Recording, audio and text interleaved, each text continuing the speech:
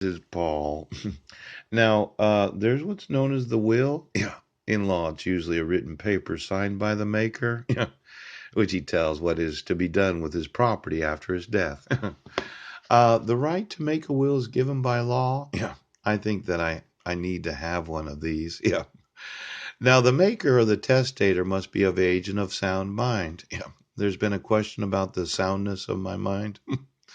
You know, I think I am of sound mind. So, I wasn't in Squim. Yeah. I didn't commit any domestic violence or child abuse. My sons were abducted and kidnapped from an international territory. Yeah. Now, the will, yeah, there seemed to be this issue. Yeah. Now, it could be on Guam, the people that were helping us at Bayview Community Church. Yeah. Somebody had said that there was a will made where I had signed it without my knowledge that designated an uncle as being the executor of the estate. Phew.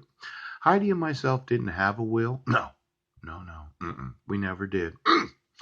We never had a will during 10 years of marriage because we just didn't think we would die. Now, I'm going to need a state issued identification that doesn't have the wrong height and weight on it. Yes. That does have the last known address of my driver's license. Yeah.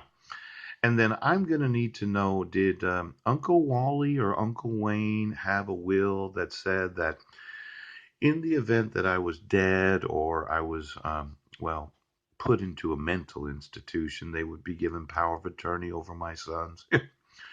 Now, the thought was that these wills, yes, yes, yes. Well, it's it's very it's very frustrating. Yeah. See, you want to say that I'm a homeless man that has no assets. Yes. You want to obstruct justice and you want to make sure that you don't get sued. Yep. And I've been documenting for 4 years lawsuits that are all valid. Now, today, Zachary is an adult. Yes. And he has the same rights as I do as an adult man. Yeah.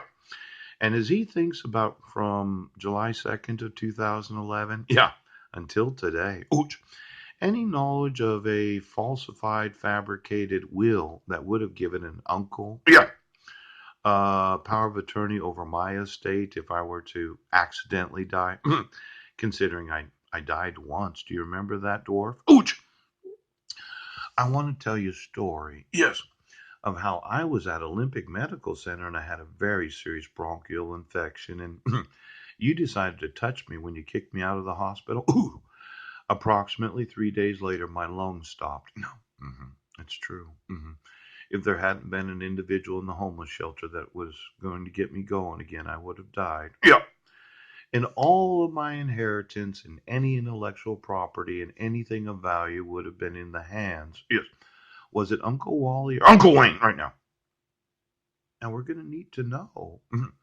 Because I thought that those that had the edge on Guam, they had me sign this document that there was a letter from the mayor of Dedado. Yeah. That allowed for us to be eligible for the housing, the homeless prevention and relocation program. Yeah. But I thought somebody had falsified an actual will where my signature was on. Well, Zachary might know something. He's an adult now. Now, as the executor of my estate, yeah, well, here's what I wanted to do. Yes, I wanted to adopt Marilyn and give her my last name. And I kind of did some research about adopting adults, yes, that are not mentally incompetent. Yeah. And then I thought that instead of marrying, I would give her, yes, the authority over any of the assets at the time of my death. Yes. Now, as things stand, yes, Zachary would actually have the authority over any and all assets. Yes. And as the adult firstborn son, pooch, I would say that would invalidate any will of the United States. Now, I'm going to need some attorneys on this one, Sheriff. Ouch! Because I find that my sons have any knowledge of a will. Yes. That no one asking me, yes, who did you want to give power of attorney?